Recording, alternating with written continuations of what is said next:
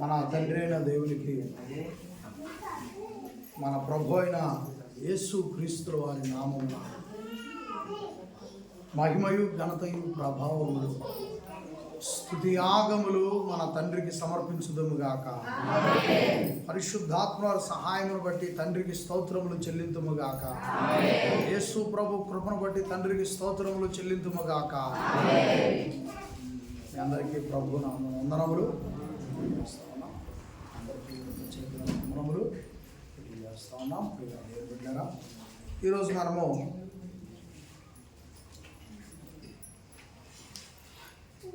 యోహాను గారు రాసినటువంటి సువార్త 4వ అధ్యాయమును మనం నేర్చుకుంటా ఉన్నాం. 4వ అధ్యాయము 33వ వచనం నుంచి మనము నేర్చుకుంటా ఉన్నాం. విషయాలన్నీ కూడా మనము జాగ్రత్తగా తెలుసుకోవాలి. 43వ వచనం నుంచి 43 నుంచి 54 వచనముల వరకు మనం ఈరోజు నేర్చుకుంటా ఉన్నాం. ఈరోజు ఒకసారి అందరూ కూడా ఈరోజు తారీఖు చెప్పండి. ఈరోజు తారీఖు ఎంత? ఏ నెల? జూన్ నెల. ఏ సంవత్సరం? 2025 సంవత్సరం. ఈరోజు ఏ వారం? ఆదివారం రోజు, ప్రభు పునరుద్ధాన దినం. ఈరోజు మనం ఉన్నటువంటి నెల జూన్ నెల. ఈరోజు మనం ఉన్న తారీఖు 15. మనం ఉన్న సంవత్సరం 2025 సంవత్సరంలో దేవుని దయ వలన మరి 8వ తారీఖు ఆదివారం వచ్చింది. ఆదివారం రోజు మరి బైబిల్ క్లాసులు సెమినార్, మినీ సెమినార్ని మనము చిన్న మీటింగ్స్ మనము ఏర్పాటు చేసుకున్నాం. ఆదివారం రోజు 8వ తారీఖు జూన్ నెలలోనే మనము ఏర్పాటు చేసుకోవడం జరిగింది. అలాగే 9వ తారీఖు, 10వ తారీఖు కూడా మనము దేవుని దయ వల్ల 3 రోజులు కూడా బైబిల్ క్లాసుల్లో మనము ఉండగలిగాం. చాలా సంతోషం. మరి అందరూ కూడా సహకరించారు. ప్రతి పనిలో కూడా మీరంతా ఉన్నారు. ఇక్కడే ఉన్నాడు మామయ్య. నా జీవితంలో నేను ఆనందపడిన రోజు దేవాలయంలో నేను చెప్తున్నాడు ఆయన. నేను ఎంతో సంతోషించినటువంటి రోజు నీలేశ్వరపాలెం దేవాలయంలో నేను మామయ్య గారు ఒకసారి ఒకడుగు ముందుకు రండి. మీరే ఒక 10 సార్లు చేశాడు ఫోను. మొన్న ఇక్కడ నుంచి వెళ్ళిన తర్వాత 10 సార్లు చేశాడు. 10 సార్లు కూడా ఆయన ఖర్చు పెట్టాడు. మనవరాళ్ళకి ఖర్చు పెట్టాడు. మరి నేను ఖర్చు పెట్టాను, ఖర్చు అయింది, నాకు బాధగా ఉంది అనేటువంటి పదాల కంటే కూడా 10 సార్లు ఫోన్ చేసి కార్యక్రమం బాగా జరిగింది, నాకు సంతోషం, ఇంకా దీని విషయంలో నాకు చాలా ఆనందంగా ఉంది అన్నాడు. నాకు ఇంకా మిక్కిలి ఎక్కువ సంతోషం కలిగింది. ఇంకొకటి కూడా చెప్తాను. ఏంటన్నా, మేము నిలబడి ఉంటే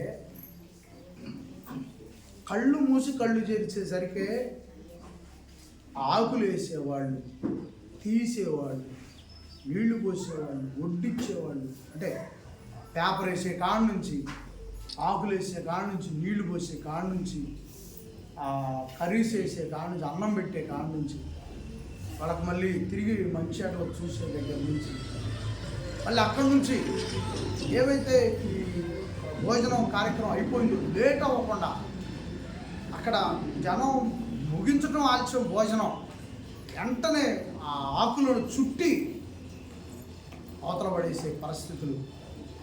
మేము కూడా చాలా భోజనాల దగ్గరకు వెళ్తాం. వడ్డిచ్చే కాడ ఉంటారు ముందు, లేకపోతే ఇంకొక దగ్గర ఉంటారు ముందు. కానీ ఆకులు తీసే కాడ మాత్రం ఎవరో వాళ్ళ ఇంట్లో వాళ్ళు ఎవరో ఒకళ్ళు ముందుకు వస్తే కానీ అవి తీసుకొని బయటకు పోరు. అలాంటిది మా తరపున చుట్టాలు లేరు, వీళ్ళ తరపున ఎవరు రాలేదు చుట్టాలు.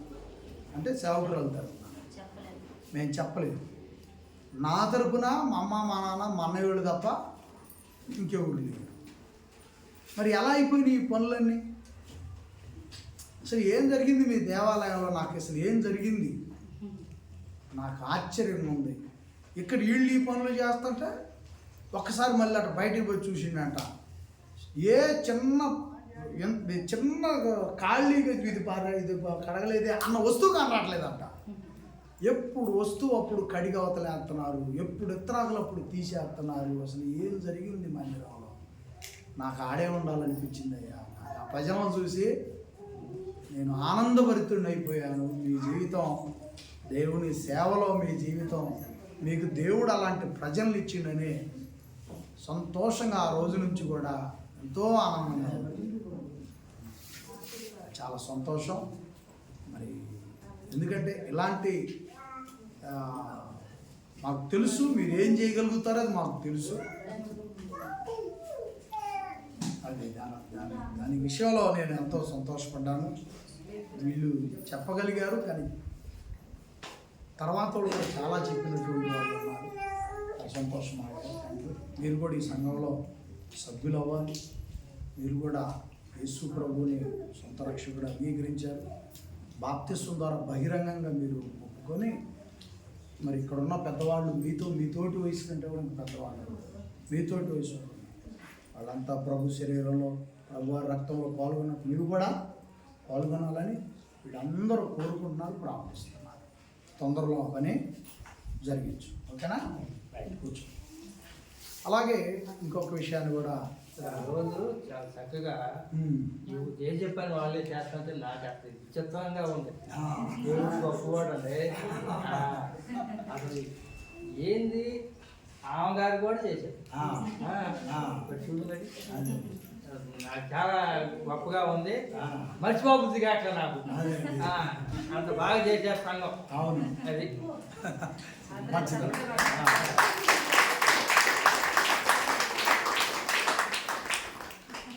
అలాగే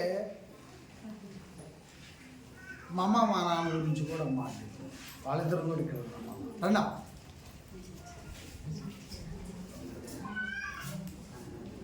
రండి నాన్న.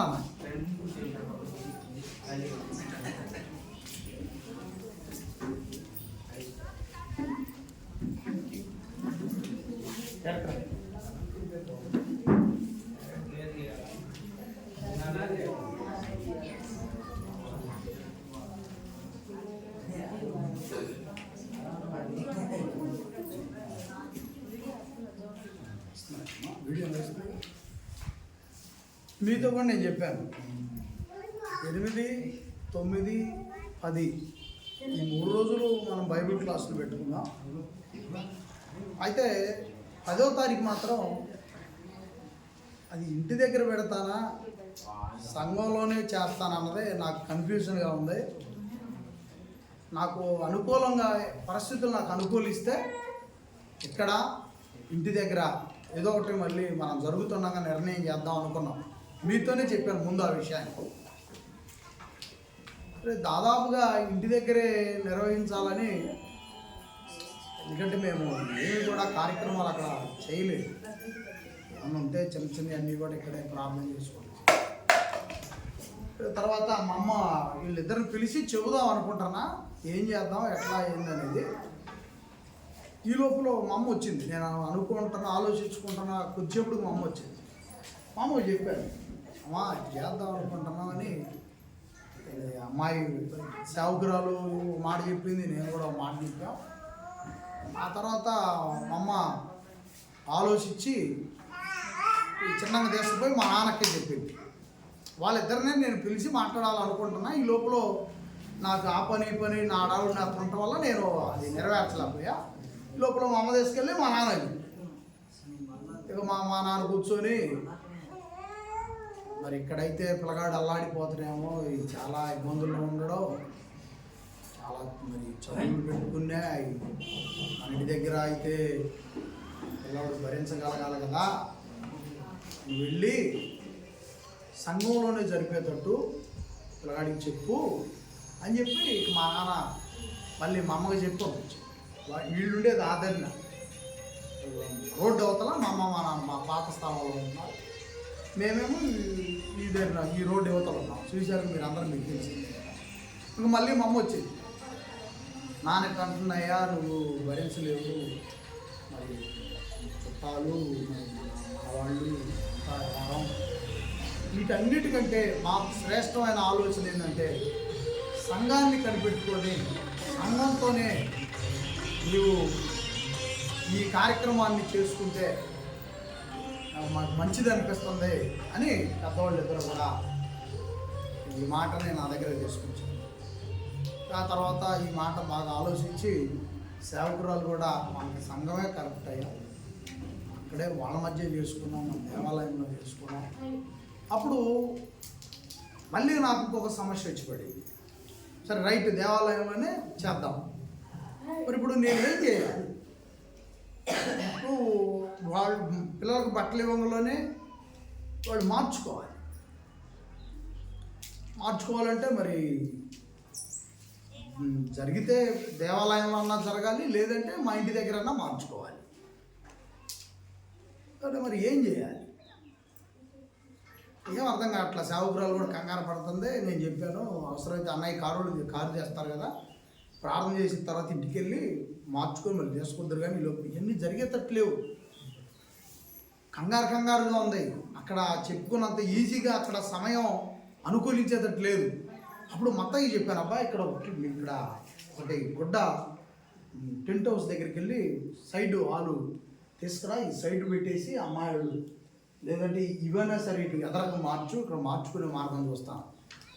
ఆ దేవుడు వల్ల తన దగ్గరికి వెళ్ళి టెంట్ దాన్ని అడిగి అసలు పైకాండ సరిపోయింది ఇచ్చాడు.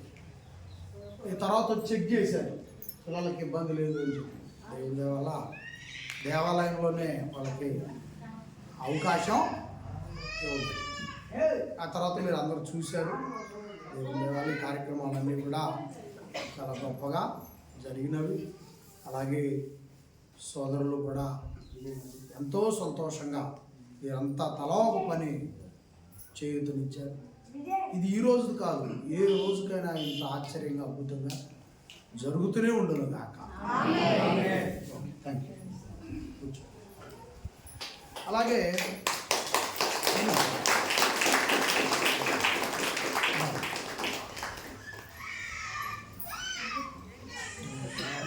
ఇక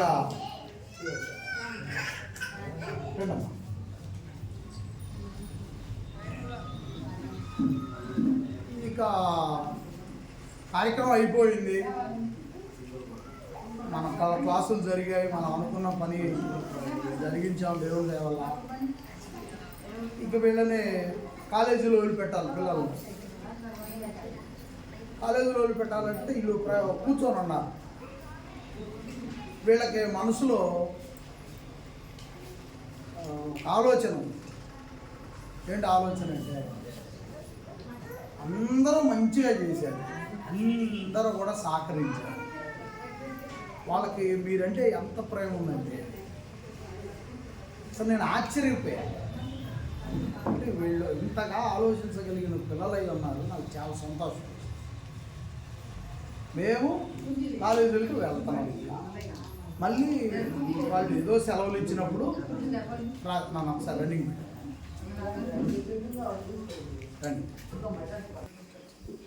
ఇక పిల్లల్ని ఆలోచించి మాకు అన్ని విధాలుగా బాగానే ఉంది, సంతోషంగా ఉంది. కానీ ఆ రోజు మనకి దేవుడిచ్చినటువంటి సంఘం ఎవరో కూడా సరిగ్గా వచ్చి మా దగ్గర నిలబడి ఫోటో దిగింది లేదు. ఈ విషయంలో మాకు చాలా బాధగా ఉంది. మీరు తిరిగి మళ్ళా మాకు ఫోటోలు తెప్పించే మార్గం ఏర్పాటు చేయమన్నారు.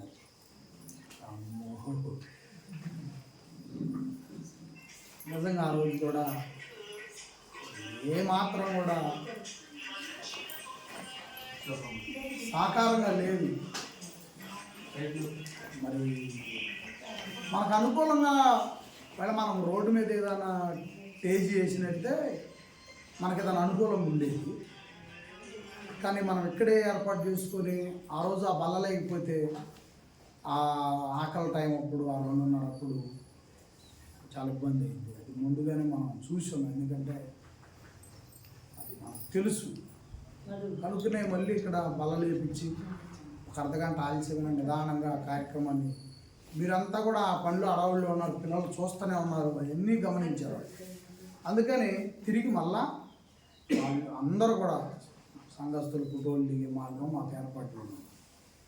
అప్పుడు మళ్ళీ ఆలోచించి రాత్రి నిన్న శుక్రవారం రోజు ఆలోచించి మళ్ళీ అచ్చంపేట సంఘానికి ఫోన్ చేసి మీరు తాళచెరువు అచ్చంపేటలు అందరూ కూడా ఇక్కడికే రండి, ఇక్కడ భోజనం ఏర్పాటు చేసి ఫోటో కెమెరా తను పిలిపిస్తున్నా, పిల్లల ఫోటోలు దిగి అప్పుడు కాలేజీకి వెళ్తాను అంటున్నారు. పెద్ద అమ్మాయి కొద్దిగా ఒక నెల టైం ఉంది, చిన్న అమ్మాయి మాత్రం 5వ తారీఖు వెళ్ళాలా, 12వ తారీఖు పంపిద్దాం అనుకున్నాం, కుదరలేదు. ఈ ఫోటోలు తీపిచ్చి మీరు సంతోషంగా పంపిద్దామని ఈ యొక్క కార్యక్రమాన్ని, ఈ ఆరాధనలో ఈ కార్యక్రమాన్ని ఏర్పాటు చేయడం జరిగింది. కాబట్టి అందరూ కూడా మీరు మీ ఫ్యామిలీలో పిల్లలతో సహా నిలబడి దిగండి. నలుగురు ఉంటే నలుగురు అందరూ నిలబడండి, ఒక్కళ్ళు ఉంటే ఒక్కళ్ళు నిలబడండి. అందరూ కలిసి ఎవరు మిస్ అవ్వకుండా, ఒకళ్ళ తర్వాత ఒకళ్ళు కాకుండా, ఇద్దరుంటే భార్యాభర్తలు ఇద్దరే వచ్చారనుకోండి, ఇద్దరు దిగండి. ఇద్దరు తోడు ఇంకా పిల్లలు ఒక ఇద్దరు ఉన్నారనుకోండి, నలుగురు దిగండి. అట్లా ఏమా సరేనా? మంచిది, చాలా వందనాలు. మా పిల్లలకి మీ పట్ల ఇలాంటి మంచి ఆలోచన, ఇలాంటి మంచి ప్రేమ వారు కలిగి ఉన్నందుకు నేను చాలా సంతోషపడుతున్నాను. వారు ఆ విధంగానే మీ పట్ల ప్రేమని యేసు ప్రభు తండ్రి దయ వలన, ప్రభు కృప వలన, పరిశుద్ధాత్మ వారి సహాయం వలన మీ అందరి పట్ల ప్రేమను, గౌరవాన్ని 30 60 100 రెట్టింపు చేసుకుంది కాక. ఆమేన్.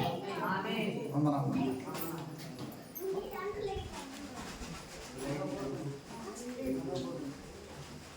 అమ్మా కట్ చేయండి.